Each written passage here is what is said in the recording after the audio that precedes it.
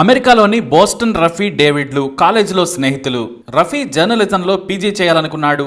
David కు ఏదైనా financial course చేయడంపై ఆసక్తి. కానీ అతనికి ఉన్న స్కిల్స్ తో ట్రాఫిక్ పాలసీ అనలిస్ట్ గా మారిపోయాడు. మంచి శాలరీతో చిన్న వయసులోనే జాబ్ వచ్చింది. రఫీ డేవిడ్ల అభిప్రాయాలు అభిరుచులు వేరు, కానీ వారికి ఒక విషయంలో మాత్రం ఆసక్తి ఉండేది. ప్రయాణం చేయడం అంటే రఫీకి డేవిడ్ కి చాలా ఇష్టం.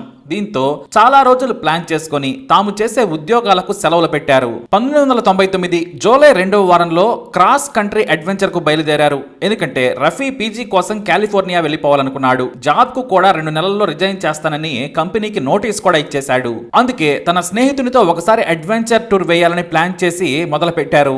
అంతకంటే ముందే డేవిడ్ ఇంటికి వచ్చాడు రఫీ. అతను తాను రానని చెప్పిన ఫేర్వెల్ పార్టీ పేరుతో పిలిచాడు. ఆ రోజు రఫీ ఎంతో సంతోషించాడు. తనకు ప్రాణ స్నేహితుడు దొరికాడు, వారిది మంచి ఫ్యామిలీ అని మురిసిపోయాడు. 2 రోజుల తర్వాత ఇక మసాచుసెట్స్ నుంచి ప్రయాణం మొదలు పెట్టారు. దాదాపు 6 రోజులు తమకు నచ్చిన చోట ఆగుతూ ఎంజాయ్ చేస్తూ బీర్లు తాగుతూ కాలిఫోర్నియా చేరుకున్నారు. చివరకు కాల్స్ బాండ్ క్యావెన్స్ నేషనల్ పార్క్ దగ్గర హాఫ్ డే రెస్ట్ తీసుకున్నారు. ఎందుకంటే ముందుంది అసలైన అడ్వెంచర్ జర్నీ అనుకున్నారు. ఇది సదరన్ మెక్సికోలో ఉంది. ఈ ఒక్క ప్రాంతంలోనే విపరీతమైన ఎండ ఉంటుంది. ఇక ఎండాకాలంలో వేడైతే తట్టుకోలేరు. నేల నెర్రెలు విచ్చుకొని ఉంటుంది. చాలా ప్రాంతాల్లో రాళ్ల నుంచి పుట్టే వేడితో మనిషి ఉక్కిరి బిక్కిరి అవుతాడు. అయినా కూడా ఓసారైనా చిహాహున్ ఎడారిని చూడాలనుకున్నారు. పైగా వారి దగ్గర డబ్బులు కూడా పూర్తిగా అడుగంటిపోయాయి. ఇద్దరూ తమ దగ్గరున్న వాటిని ఒకరి దగ్గర పెట్టి నిజాయితీగా ఖర్చు పెట్టుకున్నారు. అయితే చివరిగా ఎడారి చూసి వెళ్లిపోవాలి అనుకున్నారు. అయితే అక్కడ పార్క్ రేంజర్ వారి కారును ఆపాడు. ఎండాకాలం లోపలికి వెళ్లాలంటే మంచి ఆహారం నీళ్లు ఉండాలి, లేదంటే ఇబ్బంది పడతారు. పైగా రాత్రికి మీకు అనుమతి లేదని చెప్పాడు. తాము అడ్వెంచర్ ట్రిప్ కోసం వచ్చాము, ఇక్కడే ఎక్కడైనా సరే చిన్న టెంట్ వేసుకుని క్యాంపు ఏర్పాటు చేసుకుంటాం. ఈ రాత్రికి ఇక్కడే ఉండి ఉదయం బయలుదేరతామని చెప్పాడు. మీరు ఉదయం చూడాలనుకుంటే ఎలాంటి అభ్యంతరం లేదు అని చెప్పాడు రేంజర్. చివరకు వారి ఐడి కార్డులు చూసి అనుమతించాడు. మరీ లోనికి వెళ్లకుండా ఎత్తైన ప్రాంతంలో క్యాంపు ఏర్పాటు చేసుకోమని చెప్పాడు. అయితే ఇక్కడ చెట్లు ఉన్న ప్రాంతం కంటే రాటిల్ స్నేక్ క్యానన్ దగ్గర ఉంటే మీ ట్రిప్ బాగా సాగుతుంది, కానీ లోనికి వెళ్లొద్దు అని మళ్లీ సలహా ఇచ్చాడు. అయితే నీళ్ల కోసం మనిషికి 5 లీటర్లు ఉండేలా చూసుకోండి. తెల్లవారితే ఎండ అదిరిపోతుంది. మీరు ఎంత నీరు తాగినా సరిపోదు, కాబట్టి నీళ్లు ఆహారం బాగా తీసుకెళ్లమని చెప్పాడు ఆ పార్కర్. ఇక అంతకంటే ముందు మీ దగ్గర మ్యాప్ కూడా ఉంటే మంచిదని జాగ్రత్తలు కూడా చెప్పాడు ఆయన. దీంతో 10 లీటర్ల నీళ్లు తీసుకుని మ్యాప్ కొనుక్కొని రాత్రి సమయంలో అడవి గుండా బయలుదేరారు. రాత్రి సమయం చాలా చల్లగా ఉంది. పగలు మనుషులను చంపే ఈ ఎండ మాత్రం రాత్రి ఎంతో హాయిగా ఉందిలే అనుకున్నారు.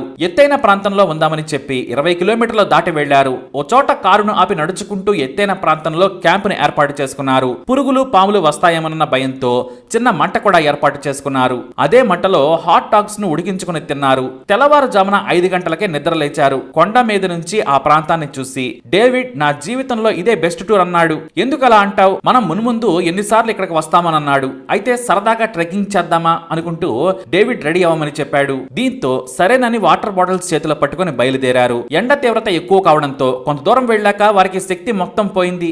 కాసింత తిన్నా ఎనర్జీ చాలలేదు. దీంతో మళ్లీ వెనక్కి వచ్చారు.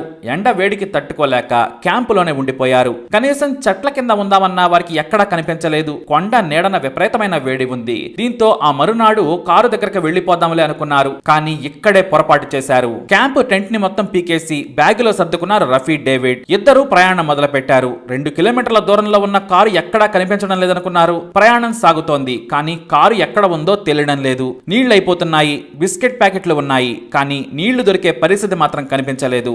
ఎండ వేడి వారిని నిస్సత్తుగా మార్చేస్తుంది. మెల్లిగా అడుగులో అడుగు వేసుకుంటూ బయలుదేరారు. కానీ ఎటు చూసినా ఒకే మాదిరిగా ఉంది. రోడ్డు కనిపించడం లేదు. మనుషులు అనేవారే లేరు. దాదాపు 42 డిగ్రీల ఎండ. ఆ ఎండ కంటే భరించలేని వేడి. వారి శరీరంలో నుంచి చెమట రూపంలో శక్తి ఆవిరైపోతుంది. మరీ ముఖ్యంగా డేవిడ్ సెన్సిటివ్. తాను నడవలేనని రఫీని పట్టుకున్నాడు. భయపడకు, మనం అడవిలో ఉన్నాం, ఎటో ఒకవైపు రోడ్డు ఉంటుందని ధైర్యం చెప్పాడు. సాయంత్రం వరకు నడిచారు. కానీ ఎక్కడా తమకు తమ కారు కాదు కదా, రోడ్డు సైతం కనిపించలేదు. మరో సేఫ్టీ ప్లేస్ చూసుకొని ఎత్తైన ప్రాంతంలో రాత్రి సేద తీరారు. అయితే రాత్రి సమయంలో కొండ ప్రాంతం మీద నుంచి చూడగా రోడ్డు కనిపించింది. వాహనాలు వెళ్తున్నట్లు గుర్తించారు. దీంతో రఫీ, డేవిడ్లకు ప్రాణం లేచొచ్చింది. దాదాపు 3 నుంచి 5 కిలోమీటర్లు నడిస్తే రోడ్డు వస్తుంది. అటు నుంచి హాయిగా రోడ్డెక్కితే చాలు, ఏదో ఒక వాహనాన్ని పట్టుకుని బయటపడొచ్చు అనుకున్నారు. ఇక తెల్లవారడం కోసం ఎదురు చూశారు. కానీ మెలకువతో ఉండడం కారణంగా నీళ్లు మొత్తం వాడేశారు. తెల్లారేసరికి నీళ్లు మొత్తం అయిపోయాయి.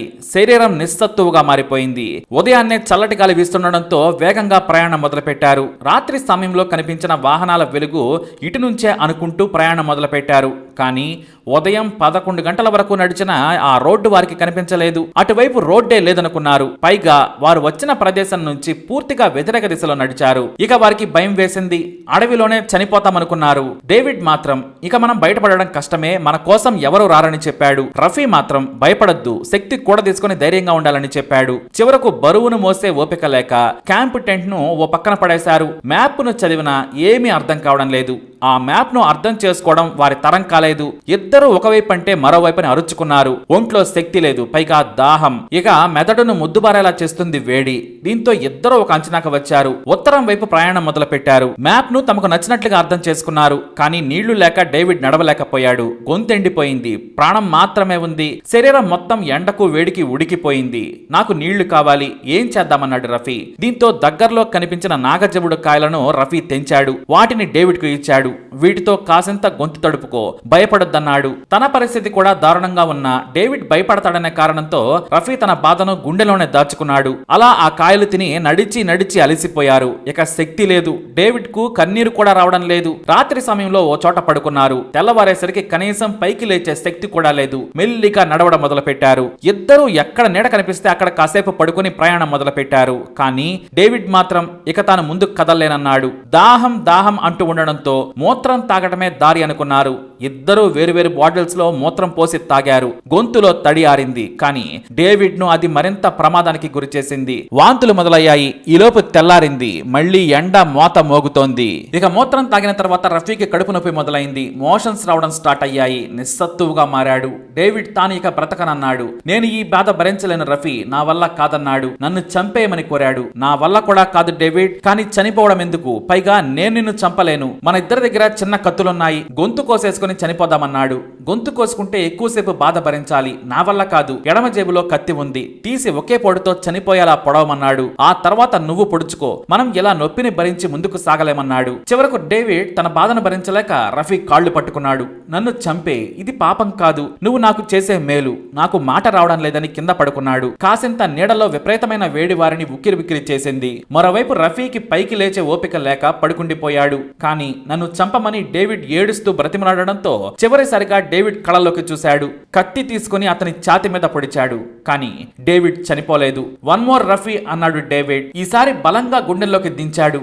ఆ పోటుకు డేవిడ్ చనిపోయాడు. రఫీ తన స్నేహితుడిని అలా చనిపోతుండగా చూస్తుండగానే వెనుక నుంచి హూ ఈస్ దేర్ అనే మాట వినిపించింది. రఫీకి గుండె ఆగినంత పనైంది. ఎందుకంటే వెనుక ఉన్నది తమను లోనికి పంపించిన పార్క్ రేంజర్. ఒక్క 30 సెకండ్ల ముందు వచ్చి ఉంటే డేవిడ్ బ్రతికి ఉండేవాడని కింద పడి రోధించాడు రఫీ. రఫీ చేతిలోని కత్తిని చూసి తుపాకీ తీశాడు రేంజర్. ఏం చేశావు అంటే తానే చంపానన్నాడు రఫీ. వెంటనే పోలీస్ కంట్రోల్ రూమ్ కి వాకీ టాకీ ద్వారా సమాచారం ఇచ్చి పోలీసులను అంబులెన్స్ ను రప్పించాడు రేంజర్. డేవిడ్ అప్పటికే చనిపోయాడని అంబులెన్స్ సిబ్బంది చెప్పారు. నిస్సత్తువుగా ఉన్న రఫీని ఆసుపత్రికి తరలించాడు. కోలుకున్న తర్వాత 2nd డిగ్రీ మర్డర్ కేసు పెట్టి జైల్లో వేశారు పోలీసులు.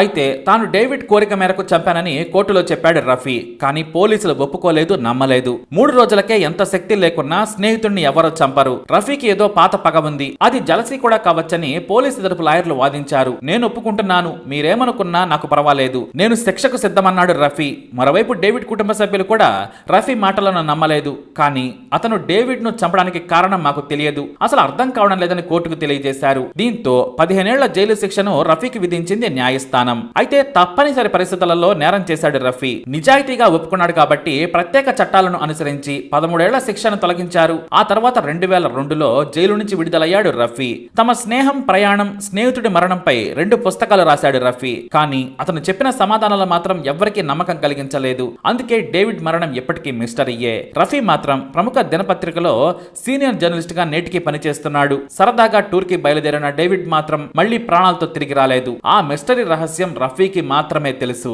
మరి ఈ వీడియోని లైక్ చేయండి, షేర్ చేయండి, మా ఛానల్ ని సబ్స్క్రైబ్ చేసుకోండి.